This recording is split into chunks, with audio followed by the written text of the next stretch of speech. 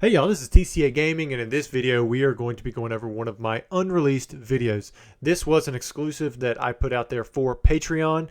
I don't have Patreon anymore, but I even talked about that in the beginning of this video on the original release that I had for them. So that's why I'm not going to be playing the audio for this video, but I am going to be providing commentary in real time as we're looking at it now. As of when I recorded it, all of this apparently was just back stock that I had lying around in booster boxes, or from booster boxes, or from collections that I had bought, and I just had them stuck in rows. If you guys weren't familiar with what kind of seller I was back in 2019 and earlier, I was pretty much strictly raw.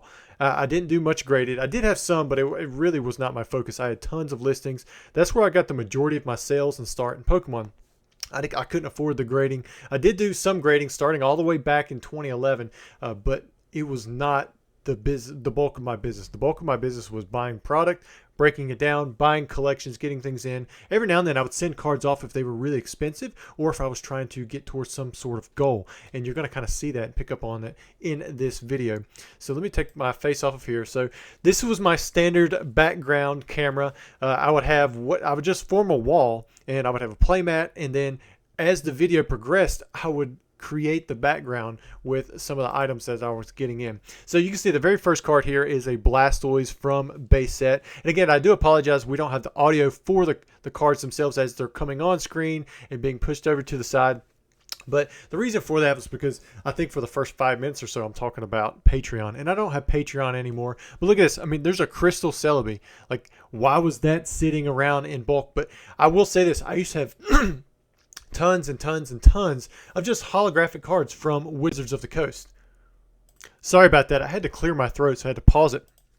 But you can see a Crystal Lugia right there. Here's another Blastoise. Now, I don't think that these are the red dots or the no stages. They look to be just like basic Blastoises. But during around this time, I probably had 50 to 100 of every single base set holo. So I was like, all right, let me just send in some of the best ones for the Blastoise. Look at that. There's a Gem Mint 10 Crystal Kabutops. Yes, the Japanese version, but still very expensive. Next up, we have a Shining Magikarp pulling the Mint 9. And believe it or not, these are all 4 certs. Check it out. Like, these cards right here, this would have been considered like the pinnacle, of the grading, like certification numbers. Nobody wanted the 2 certs. They wanted the new 4 certs. Now, Rocket Sneak Attack pulling a 9. That's actually kind of low. That was one of the easiest cards to pull in a 10. There's Venusaur from base set, pulled the PSA 9. Now we have a Metagross Gold Star pulling the Gem Mint 10 first edition. I mean, we're just running right through these cards, pulling them out one by one, one after another. Like, all of these cards are big hits now. Now we have a Hitmonchan, Near Mint 8. This is a first edition Hitmonchan from base set. Hopefully I have some more in there. Look at that. PSA 10 Shining Noctowl, first edition. I don't know what the first edition Shinings are going for right now. I think that I did put out a short recently where Joe had did that one, and he had actually put like a $6,500 mark. Oh, all right, let's stop right here and look at that one. We've got Rayquaza Gold Star in Gem Mint 10, and this is the Unlimited. I did actually look up a few cards, so let me see if I can. There we go. So on Google Chrome, look at this. Over 10 grand, and this was sold July 20th, so it's $13,000, and this was in Germany.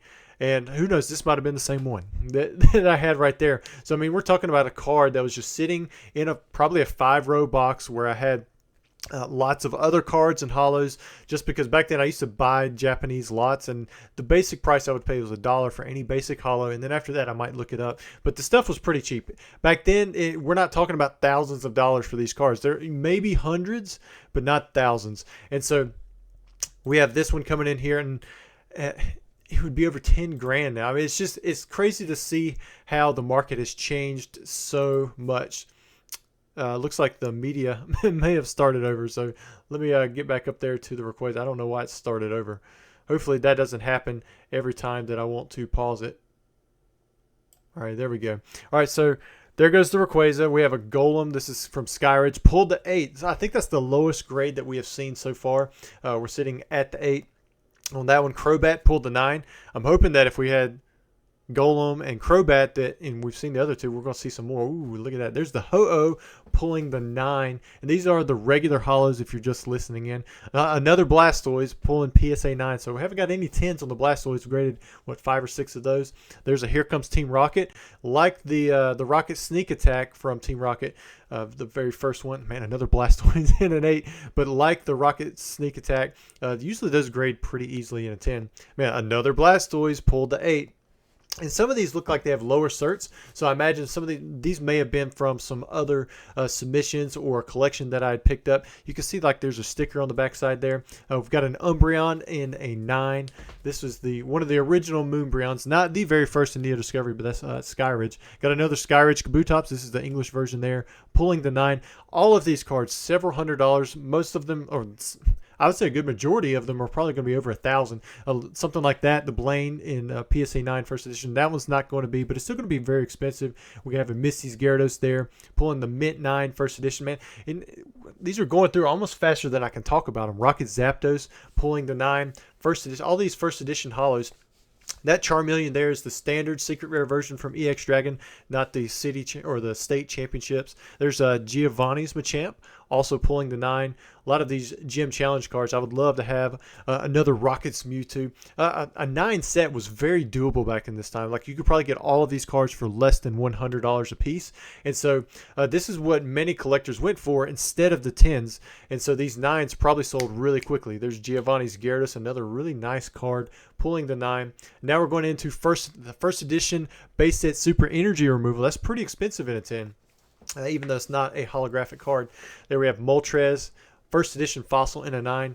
And I knew several people who actually collected everything in a 9, and you would get it for, it used to be like when I first started back in the early or the late 2010s, I guess you could say, the 9s were roughly 1/3 the price of a 10. And some of the cards, like that Misty's Golduck that you're looking at right there, quickly jumped beyond that 3x multiplier price. But there was Lieutenant Surge's Raichu in a chance. So we did get a couple Watsy's holos in the 10. That Shining Celebi. I love seeing the shinies. Every time I see the original Shining cards, it takes me, oh man, look at that. Mudkip Gold Star in a 10. I did not look this one up. I want to see, let's see where we're at. We're at 5 minutes. In case it starts over again, let me see if I can just make this Chrome go above this, and then I can switch back. Maybe that won't restart it. So let's see if we can find a Mudkip Gold Star in a 10. What does that go for now? I think I graded like 3 of these over. Look, there's not even any that sold recently. So let's look at we'll just look at what the lowest listed one is.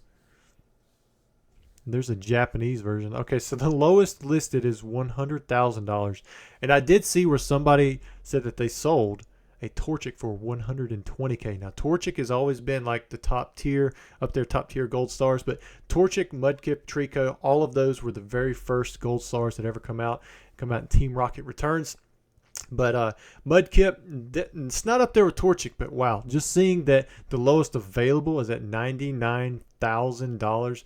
That's kind of crazy. I don't know what it would bring, but it would not surprise me if it could bring $50,000 or $60,000 just looking at the Torchic price. But it also wouldn't surprise me if it went for 10, or I don't think it's at 10 right now. I think it's well above 10,000, but I can see it coming back down to that price range. But these cards are very tough to grade. It's not like the gold stars from Team Rocket Returns have ever been easy to grade or easy to find. They've always been tough to grade, tough to find, and they were the first gold stars. So in a way, it makes sense that it would be they would have such a premium. All right, so let me see if I can block out the Chrome. Okay, cool. So we're coming right back in here, and let me get on the media and let's start it up. See what the next one is. Oh, so there's the Mudkip. And I think we were looking at the backside. That's why I had it flipped around. I do remember grading 3 of these in a 10. So this may have been one that I had graded and I just set in a box. And that's why we're seeing a lot of these in the 425 range. But we're also having some other cards jump in here. There's a Voltorb in a 10. Dark Hypno. See, we've hit Team Rocket. We've hit Gym Challenge. We've hit, I believe, some Gym Heroes. We've had some Fossil. There's another Fossil Moltres. So that's the second one of those we've seen first edition in a 9. A lot of these are good quality 9 grades that people collect. Like 9 is so much more collectible than 10 just because it hits more people out there. But 10 is always going to have that premium. Dark Arbok is usually one of those that grades pretty easy. There's a Doug Trio and a 9, so it looks like we're on a Team Rocket kick right now. Look at that. They're pulled a 10 on the Dark Golbat. Dark Golbat is usually fairly easy to grade. Same thing with Dark Hypno. Those prices are going to be a little bit lower than some of the others. Now, Skyridge is usually pretty easy to grade, so seeing a 9 on the Moltres, that's probably that probably wasn't bringing but maybe $100 even at this time. It might not even have been that high. All right, so it looks like I've paused there for a second. There's Ditto. Koga's Ditto is usually pretty easy. Even the Ditto from Fossil is usually fairly easy to get in a 10. Misty Seadra in a 9. I graded so many of the pre-release Misty Seadras. I never thought I was going to run out of those. Oh, we got a few reverse hollow crystals. That Celebi, of course, is going to be from Skyridge. I love the artwork on the Mewtwo. You guys know this. Kind of breaks my heart to see it in an 8. Same thing with the Delibird there. That was usually pretty easy to grade. But we haven't hit anything below an 8 yet. So I don't even know if I just left them out. Now we're on to Neo Rev. Oh, man, look at that. Look at that. Rayquaza Gold Star in a 9. Let's go look that one up. I want to see how much that's sitting at now. So this is the English one. Where's the end? See if we can find one of those. So you can find one for sale for $35,000. Let's see what they have sold for recently. $24,500. That was a recent sale through Z&G. That's assuming it was paid for. I haven't seen on their page, but you can see another one sold right there, $22,995. So that may be accurate. That may not, but man, that's a lot of money. Those have definitely jumped up in price. So I still remember a few 10s that I turned down that were offered to me for right at $7,000, because I was like, maybe I'll have another chance to get it for a cheaper price. Ooh, a Metagross Gold Star in a 10. Let's look at that one as well. I love looking at these gold stars. I think they're in a bit of a bubble, but I don't know. I mean, they've been in bubbles before, and then they fell, and then of course they recovered again. So I'm not super experienced with the sales on them. I'm not seeing any that have sold there, not English anyway. So let's see what just the cheapest available. If you wanted to buy it, you would have to fork out $50,000. Holy moly, that's a lot of money. I don't know if Metagross is worth that. It is a tough one to grade in a 10, but to say that it's worth $50,000, it's interesting, to see, where these prices are now. All right, so let me. So why didn't the Chrome? Oh, Chrome didn't even pull up there. So, or it might have. I think I just minimized it, but there's the Metagross Gold Star, right there. That's the cheapest one at $50,000. So I'm gonna take that back off, and we're gonna start back into this video. Got a few minutes left. Umbreon Gold Star. So I did pre-look this one up because, well, I couldn't find any sales, but I did find a sale for the Espeon at $11,000. I'm not sure.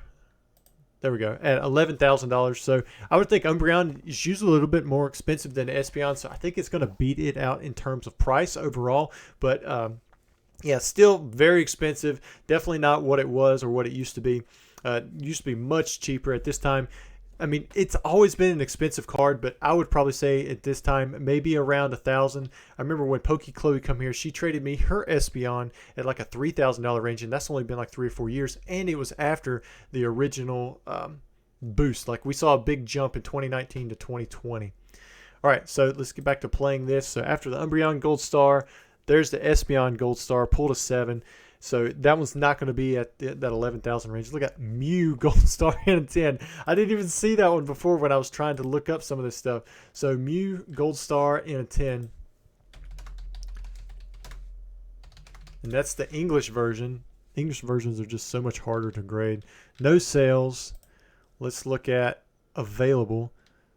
That's the World Championship version at $6,500. So $90,000 is the cheapest version on that card now. Whether or not it's worth that, that's up to you guys. And, I mean, if it was worth $90,000 to somebody, they would buy it, obviously. But at the moment, that's your only option. All right, let's get back to the video. There's a Gyarados Gold Star in a 9. That one's going to be very expensive. It's one of the more popular ones. Even in a 9, it's tough. There's Pikachu Gold Star in a 9. What else do we have here? Man, Alakazam Gold Star. I think I did look that one up. The cheapest one was like 20 grand. Available anyways. I don't know what you would what it would bring. There's a Pikachu from Black and White in 9. That's a secret rare. We have the Mew EX. This is the original versatile card. This actually saw some play again when it come back into rotation. Because of the Legendary Treasures Mew EX that was printed in the Radiant collection. Got a couple secret rare Blastoises. Those were always tough to get in a 10. And then you have the gold versions for the Reshiram and I believe the Zekrom as well, which I don't ever remember grading those in a 10. But you can see the black versions and the gray versions based off of the text. I did both. You can see that's a gray and the previous one is a black. So if you look right here on the left side, that text is going to be grayed out, and then one on the right, that one's going to be black. Same thing with the Reshiram. I had both versions that I tried to grade. But anyways, guys, I hope you enjoyed the video. This was something that I was looking at, and I was like, let me put some commentary in here. I did want to play the original audio, but it just wasn't going to work with how much advertising I was doing for Patreon, and I don't do Patreon anymore. I do like to hear the cards sliding around, but it was cool just seeing the background build, and I didn't watch everything. I just kind of zipped through a few times just to see some of those cards. That's why I had a few of them already prepared and looked up. But I hope you enjoyed it, and I'll try to have more videos like this come out soon in the future.